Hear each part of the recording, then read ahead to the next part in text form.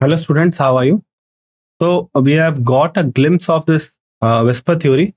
So before moving forward in the whisper theory, let us look upon the bond parameters, right? So this is very important from the chemical bonding point of view, that you should be aware about what are the bond parameters that decides the shape or structure of the molecule. So there are certain parameters, but we will consider only three which are majorly contributing to their structure and all. So they are a kind of set of values that describe the properties of chemical bonds. So this thing is obvious, right? So there are those three properties are, first of all, the bond length, second is the bond angle, and the third is the bond order. Okay. Now, if I talk about the bond length, so what is bond length?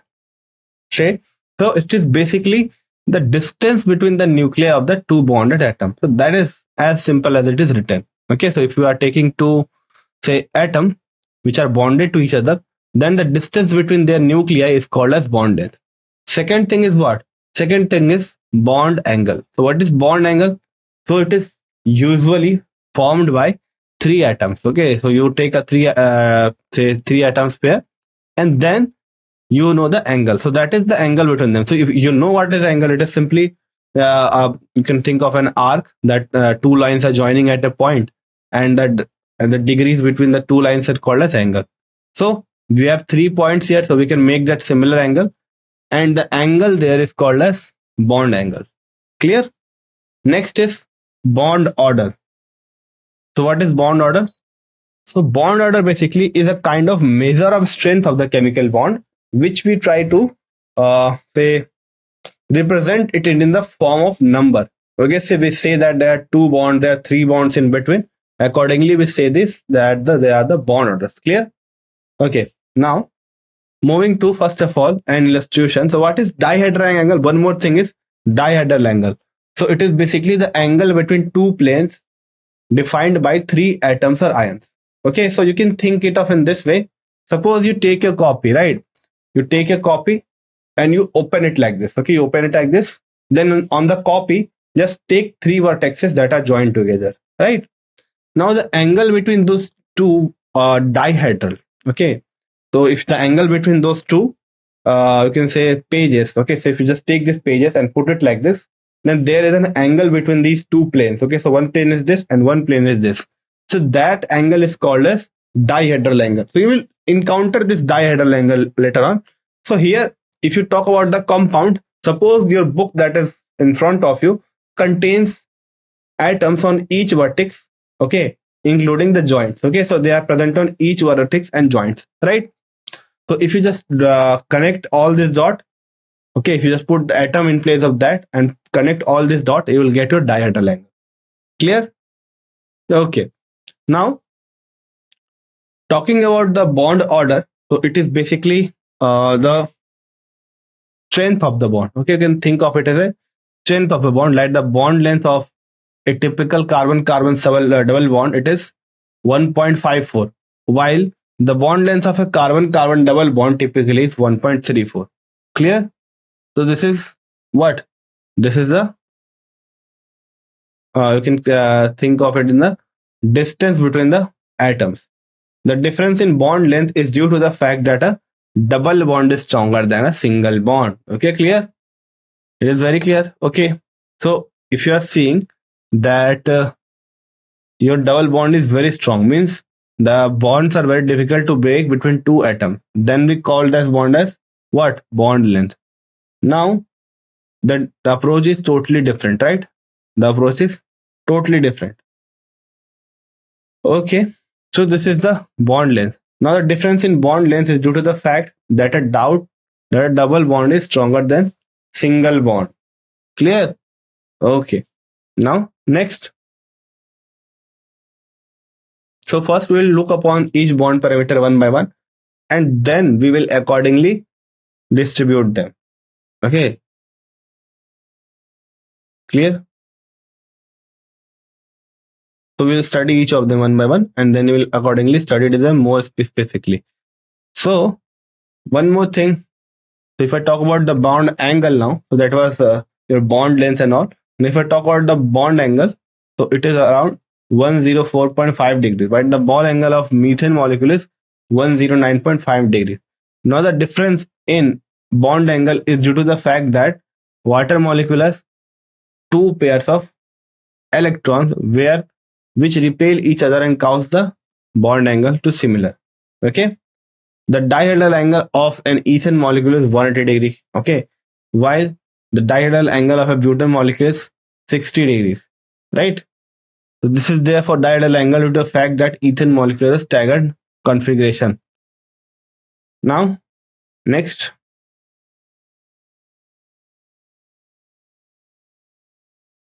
Now, if I talk about the bond order, suppose we have a carbon-carbon single bond. Then the bond order is what? It is simply one. If it is carbon-carbon double bond, then it is two. If it is carbon-carbon-carbon triple bond, then it is three.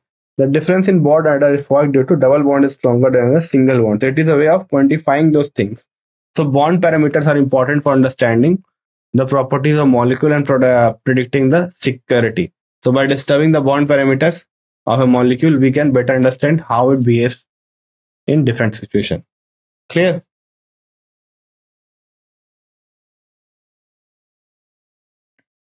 So first of all, we will talk about the bond length. So there are multiple ways we can calculate the bond length. So the bond length can be of different types now, but still we have bond lengths like spectroscopy, X-ray, diffraction, nuclei, electron diffraction technique.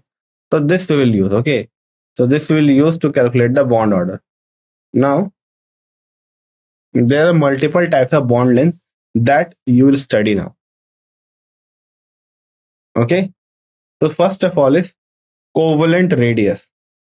Okay. So as soon as you see a molecule, then there are two bonded atoms. There must be two bonded atoms. Then the distance between the two bonded atoms is called as what? It's called as covalent bond. Okay. It is called as covalent bond. So here is an illustration for you. So we have two figures. Okay. We have two circles here that are kept apart. And we know that the distance between those, this and this is R plus F. Sorry, RA plus RB. Right? That is RA plus RB. So it is basically this one plus this one. And that will give you what? That will give you atomic radii. Okay. Next is van der Waals radii. Okay. So when if you talk about the previous radii, then it was strictly based upon that these two atoms are already in bonding. Okay, they're already involved in bonding. Now, next we'll talk about a special type of bonding which is called as what? Which is called as special type of bonding which is known as covalent bonds. Okay, so sorry, van der Waals bond. So we'll look upon this. So let us get here. Okay, so we know that this distance. Okay, so if these two molecules are bonded, then the distance between the nuclei and the center is 198 picometer. Okay, so this is one scenario. Now in the next scenario, what we have this. Okay, so that belongs to very large quantity. Okay, that belongs to very large quantity. Now this distance is large as compared to the bond length. If you see here, that covalent bond is basically the distance between the nuclei of the two molecules, whereas this, where does this look? Okay, if you see this is the distance between the nuclei and the core elements of the two nucleus, right? So this is the difference between these two, van der Waals radius and bond length. Clear? Next. So these are some examples of bond length. So those who already know, great. So if you don't know, just look upon this so that you can get a comparison. So this is just for comparison and not to remember. Next is what? Next is molecule. So we have tried to have bond length. So 74 picometer, 144 picometer. Then we have different bond length of different type of men.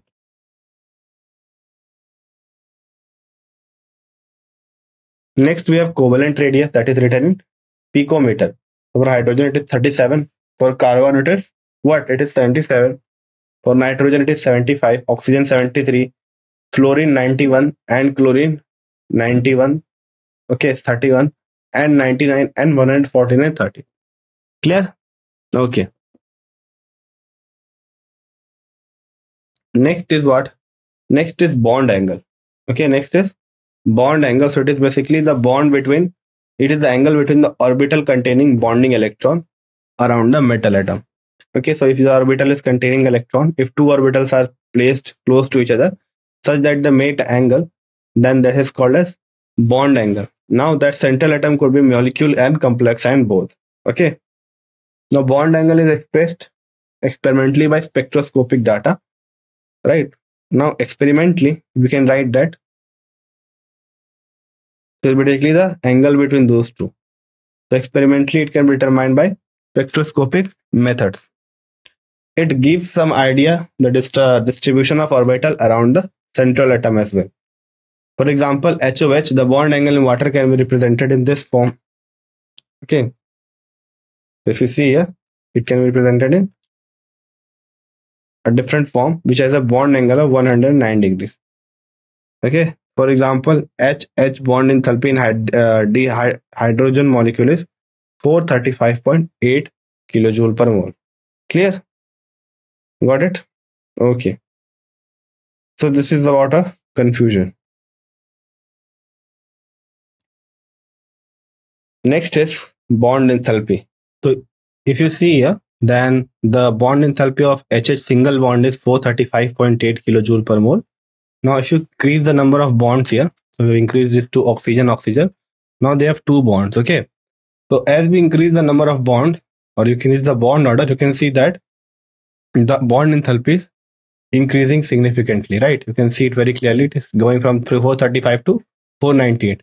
Now if you introduce one more bond, then there are three bonds. Then in that case, the bond enthalpy becomes 946.0 kilojoule per mole. Next is the difference between the del H value shows that OH bond undergoes some cleavage because of changed chemical environment. This is the reason for some difference in energy between OH bond in different molecule like C2H5OH. So this thing is saying that if you are breaking the same OH bond in two different molecule, then the environment changes the bond strength. Okay, so that can be seen. Okay.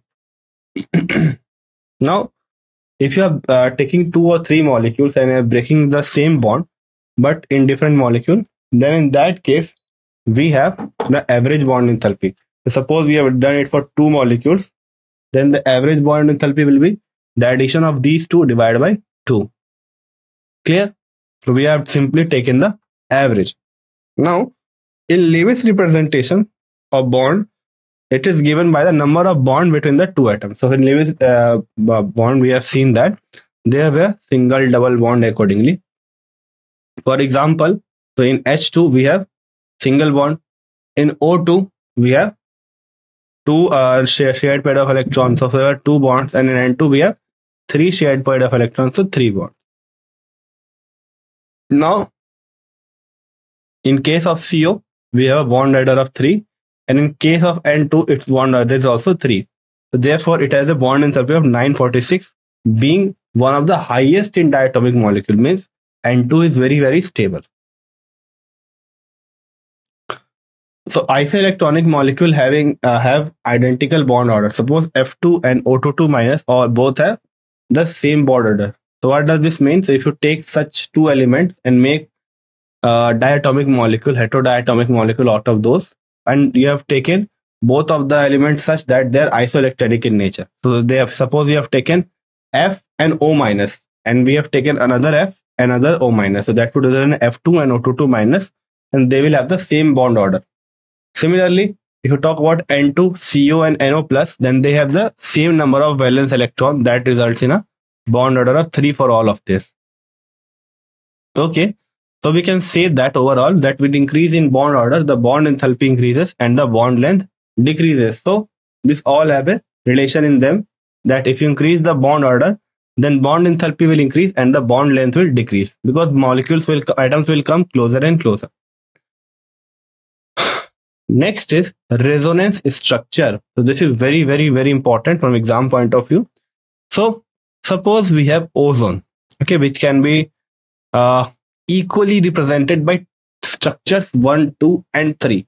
Okay, so we will see the 1 and 2 structures. Okay, so 2 structures we will see in the later on page, but have a single bond and double bond experimentally determined oxygen bond length is same as 128 picometer. So it was seen that, so if you draw the Lewis structure, it will seem that one is double bond and one is triple bond, but in actual all 2 bonds are same. Okay, all the bond length are same. So to deal with this, we have the concept of resonance. So what does this concept of resonance say? Suppose, so whenever a single Lewis dot structure cannot describe a molecule accurately, a number of structure with similar energy, similar position of atom nuclei, and bonding and non-bonding pair of electron are taken into canonical structure. The hybrid represent the structure of the molecule more accurately. So what does this mean? What does this all mean? So we are saying that what are resonance? In resonance, what do? We take different molecules which have the same energy, almost the same energy, and same position of nuclei. So this is very important, that position of nuclei should not change during resonance, and the bonding and non-bonding pair of electrons are taken as a canonical structure. Clear? Now the hybrid represent the structure of the molecule more accurately. So here are the 2 canonical structure of ozone. So this is one and this is one. Now if you look to both of them, then both of them are actually kind of similar. Only in this case, the oxygen single bond is between the left hand side and oxygen double bond is on the right hand side, and this is opposite in this case. But experimentally, it was found that both these bonds are of the same length, that is 128 picometer. Okay, and to deal with this, we say that the actual structure is a resonance. Okay, a resonance hybrid of both of this, and the resonance hybrid is represented in this way. Okay, so it is not the actual representation. It doesn't have to do anything with the physical appearance. It is just the way it is, right? So this is the resonance hybrid. Okay, there are the other examples like CO3 2- and CO2, which we will look in the next step. Now, the energy of the resonance hybrid is less than the energy of the single canonical structure. So this is very important. So if you are drawing the structure, the resonance hybrid, then the energy of any single canonical structure, so it should be more stable than the canonical structure. Next is resonance averages the bond characteristics as a whole. Okay. Now, if I talk about the misconception, then the first misconception is that the canonical form does not exist. Okay, so it is very true that canonical form does not exist. Okay, so the molecule does not exist for a certain fraction of time in one canonical form and for other fraction of time in another canonical form. So this is the overall equilibrium. So they are fluctuating from one form to another. The molecule has a single structure, which is the resonance hybrid of the canonical form and cannot be represented as Lewis dot structure. Clear? Okay. Now, next. So here is a question for you. So here we have drawn the resonance structure of CO3 2-. Okay, what it is? It is for CO3 2-. So what do we have here? So if you see here, then we have 3 structure of CO3 2-, and what we have done, we have simply resonated the electrons. Okay, what we have done, we have simply resonated the electron, and that has resulted in 3 different canonical structure. So what would be happening here is that this negative charge here, it must be moving between these 2 carbon and oxygen, and that would result in a movement of this double bond on 1 carbon. Okay, similarly, it would have done this resonance. So these things indicate what? These things indicate that the double bond is not localized on one place, but it is delocalized, and that is the main purpose behind your resonance. So it basically does what? It basically tries to stabilize the charge. So the Lewis single Lewis structure based on the presence of 2 single bond and 1 double bond between carbon and oxygen is an inadequate to represent, because according to this, there should be 2 single bonds and 1 double bond, but in actual there is no such data. According to the experimental fact, all carbon to oxygen bond are equivalent. So this is the most interesting fact in both of this, that is kind of kicking the fact of resonance. Okay, so here what happens, that this negative charge moves here, and this double bond converts it into negative charge. Okay, so this is the thing here. Now it happens with each of these oxygen one by one, and each of these oxygen are very close to each other. Okay, they are very close to each other. Therefore, the carbonate is best described as a resonance hybrid of the canonical structure of 1, 2, and 3. So, if you want to symbolize the actual structure, we do it with the help of resonance hybrid. Although it is not the true form, but we do it. Okay, now you can see the characteristics of chemical structure. First of all, the atoms of the nuclei are fixed. Okay, now if you can go out, you can see that there are no vehicles and all involved in this. So this is our resonance structure of CO3 2 minus, all these three, 1, 2, and 3. Now the existence of 100% ionic character. So now we'll talk about the polarity of bonds. Okay, so polarity of bond is a very wide topic and questions are often asked from here. So next we will talk about the polarity of bond. So for that, first you have to understand that if you see a bond, so from your lower studies or the study that you have done about chemistry in the lower classes, that has taught you that you have an ionic bond or a covalent bond. But if you look at a bond, it is never ever actually a complete ionic or complete covalent bond, right? So there is always a percentage of either of them. So that percentage would vary. So it would be the case that okay, that the percentage ionic character is more and the covalent character is less, and the either case is also possible. Okay, so in reality, no bond or compound is either completely or covalent or ionic. So since the bond are not covalent or ionic, therefore the compounds can be either. Okay, so even in case of covalent bond between two hydrogen atoms, there is some ionic character. So this is very, very interesting to see that you consider hydrogen atom, at least hydrogen H2 as covalent, but it is not the case. In H2 also there is some characteristics of ionic. So there is some ionic characteristics of H2 also. So here we will try to divide the bonds on the basis of polarity. So first of all, what is polarity? So due to the difference in electron, you can say electron negativity or electron attractiveness, there is a uneven distribution of charge between the bond, and the one which gets more negative charge bears a delta negative charge, and the one which bears a more positive charge bears a delta positive charge, and that creates a sense of polarity. So it doesn't happen in case of homoatomic molecule, because you can see here that this H2, O2, Cl2, N2, F2, so all of these are what? All of these are homoatomic, right? All of these are homoatomic. So the pull on the either side is same, and that results in what?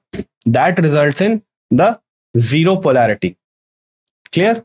Now, if you take a molecule such as HF, now fluorine is more electronegative, it can attract more electron. So fluorine will have a greater negative charge, whereas hydrogen will have a greater positive charge, and that would result in a dipole because one has negative charge and one has positive charge. Clear? So that would result in a dipole here. So that is called as dipole, in which we have both negative and positive charge separated by a distance. So the shared pair of electron will be attracted more towards the other. So this is the definition of polar covalent bond. Next, what happens due to polarization and how do we quantify this polarization? So this quantify this polarization, we have something called dipole moment. Okay, we have something called dipole moment, and it depends upon the charge and the distance of separation. So dipole moment is represented by mu, and it can be calculated as charge into distance of separation, which is Q into R. Clear? Now this is usually having a unit of debye. Okay, so if you are writing coulombs, charge in terms of coulomb and separation of in terms of meter, then you will get coulomb meter. Simple. But if you want the SI unit of this, say, dipole moment, or the most common unit of dipole moment, it is debye. And if you have the value in coulomb meter, you can convert it into debye using this simple conversion, where C is what? C is coulomb and m is meter. Clear? Okay. Now, suppose we have taken example of HF, right? We have taken the example of HF. So there is a way to represent this dipole. So the way is that if you want to imagine, just think it in this way, that if you put a positive charge near HF, suppose you put it near H first of all, and in the other case you put it toward F. So as you will put it on as you will put it on H, since H has a positive charge, so that unit positive charge will slowly, gradually travel from H to F, right? It will travel from H to F. So that is the way it defines the direction of what? It defines the direction of dipole moment. Since we are moving from left to right, so this is the direction of dipole moment. So it goes from delta positive to delta negative. So this arrow symbolizes that we have a direction for dipole moment, and therefore we can also say that dipole moment is a vector quantity. Clear? Okay, so we represent the direction of vector quantity of this vector quantity with the help of this type of arrow. Now, this direction is opposite to the conventional direction of dipole moment vector. So this is very, very important point. So in physics, you might have studied that this direction is just opposite. So this direction in chemistry of dipole moment is just opposite to the direction of the conventional one. Clear? Okay. Now here we have some more examples. So for this, you must know the vector resolution. Okay. So once you know the vector resolution, you may be able to conclude that where the net vector is going.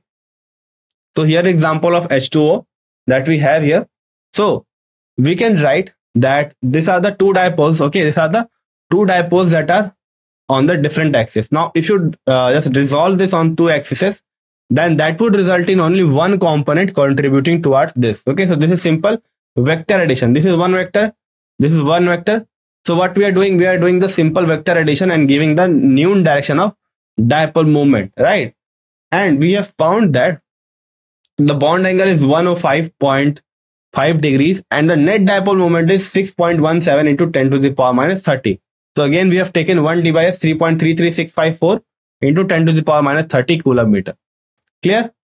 So what is the formula to calculate it? Okay, how we can know that this is the thing?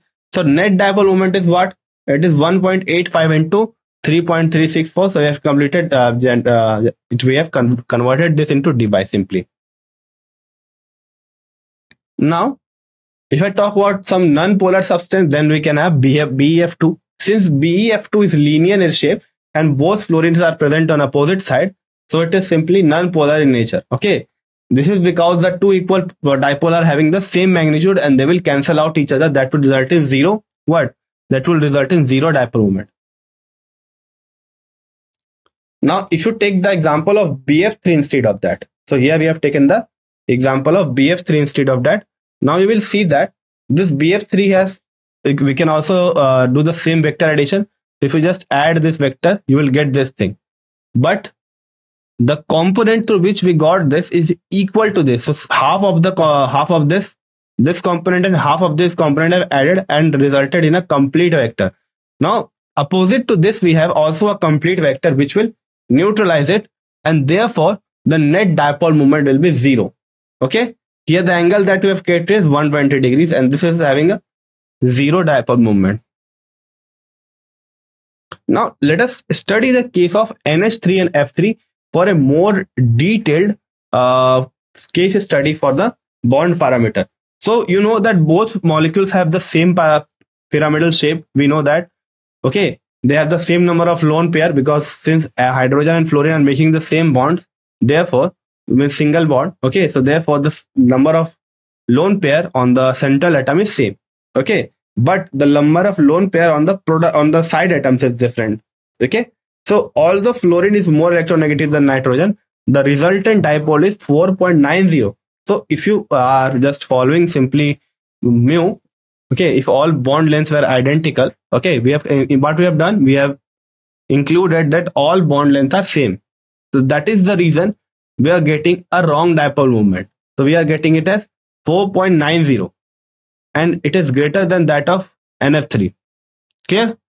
So this is because in NH3 orbital dipole due to lone pair in the same direction. As a result, dipole moment of the NH bond, whereas in case of NF3 in orbital dipole is in the direction opposite to the resultant dipole moment of the 3NF bond. So you can get this thing here. So what is happening here? See, So since the side atoms are different and nitrogen is more electronegative than hydrogen, so this net dipole is going in the upward direction. Whereas in case of NF3, you can see that this is going in the downward direction and this is just opposite of this. Okay, clear? And also the magnitude is different because the metals are different. So this is the overall movement of the dipole. Clear? So we can conclude that the polarity of a molecule depends upon the individual bond dipoles and the spatial arrangement of bonds. Now some molecules have zero dipole moment. Okay, we have seen that. And even though the bonds are polar, this happens when the dipole cancel out each other. So we have seen that how they do cancel out. Here, see here that they are easily cancelled out. Now you can do the same with the help of resolution of vectors also. So if you just resolve this vector along this axis, x-axis and y-axis, then the y-axis component will be cancelled from both sides and the x-axis will be added and will be in the opposite and with the same magnitude on the either side. Clear? So they kind of cancel each other. Now the partial covalent character is influenced by the size of cation and anion. So I have said you that no bond is purely covalent and purely ionic. So we'll study about this in the Fajan's rule, but let me give you a brief idea about Fajan's rule first of all. So what is Fajan's rule basically? So you know that our cation that we have, so that is the one which is having a positive charge, that is often of small size because they have lost electron and they have lost its size. Whereas the anion, in the case of ions, have a greater size. Okay. Now what happens here? So when this positive charge or this positive cation comes in close with this anion, they kind of depolarize this single large atom, because since it is large, that means that it is not able to hold its electron properly, right? So in that case, what will happen? They will be attracted towards the cation, and that leads to the overlapping. So you can think it of this way, that something is just overflowing out of its shell, and that results in a kind of hump on the shell.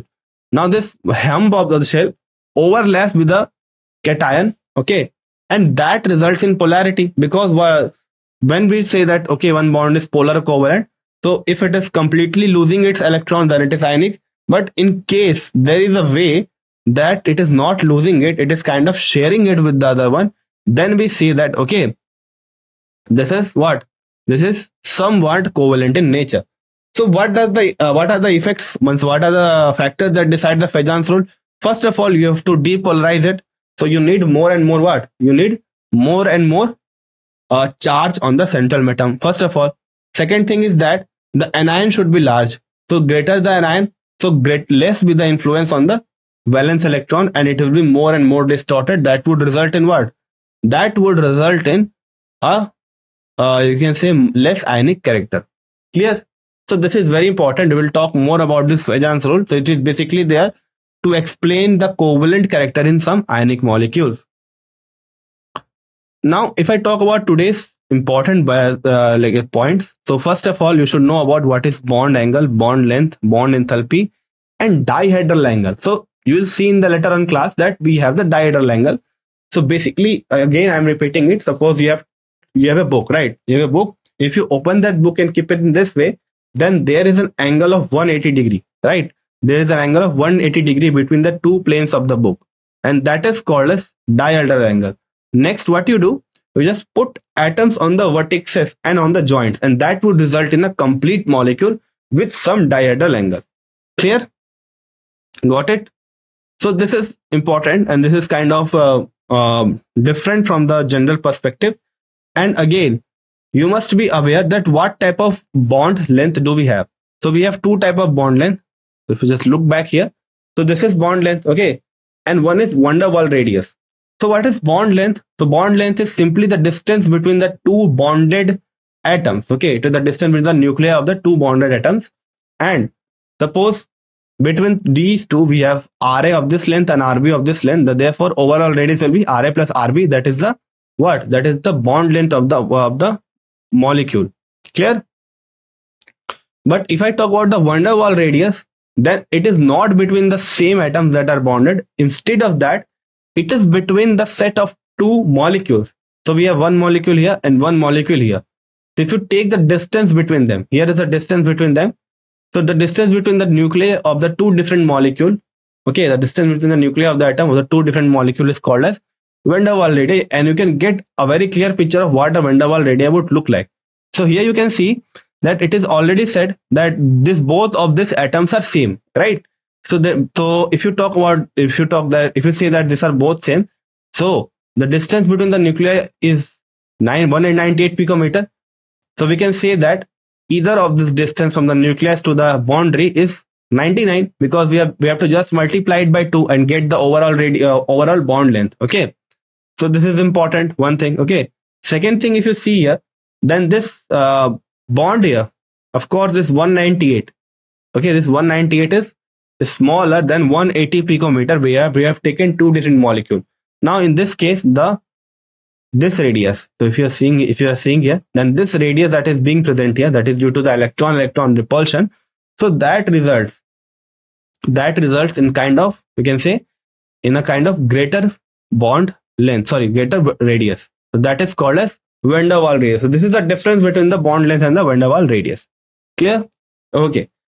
And this NF3 and NH3 bond polarity is also very, very important. You must know how to kind of resolve the vectors and get your final bond length, get a final dipole moment direction. So you can see here very clearly that the NH3 molecule, in case of NH3 molecule, the nitrogen is more electronegative, and that would result in a direction of dipole moment in the upward direction. Whereas in case of NF3, it is just opposite. It is in the downward direction. And again, what is the direction of the dipole moment? How do we identify it? So it always go from positive to negative, and it is denoted by this thing, which is having a headed arrow in the front and in the cut in the back, right? In the cut in the back. Now that this direction again becomes opposite in case of original dipole moment vector. Clear? Okay. So this is all about the bond parameter. In the next class, we will talk about the whisper theory in detail now. So we know the bond parameters, all the bond parameters, and you should also know, okay, so one thing is very important, that you should also know the relation between all of this. So if I talk about, say, suppose I am talking about bond length, bond enthalpy, and bond order. So what is the order what is the relation between these two? Suppose if your bond order is high, okay, what is high? If your bond order is high, means more number of bonds are possible between the atoms. So what would result in? So it would result in that the atoms comes more closer to each other, right? The atom comes more closer to each other, and that would result in smaller bond length. So we can say that if we are having greater number of bonds between two atoms, then that would result in a smaller bond length, means they both are inversely proportional. Now if I talk about the bond enthalpy, since they are more closely packed, or there are more than one bonds, so that would result in what? That would result in stronger bond and will require higher energy to break this bond. So that thing is called as bond enthalpy. Clear? Okay.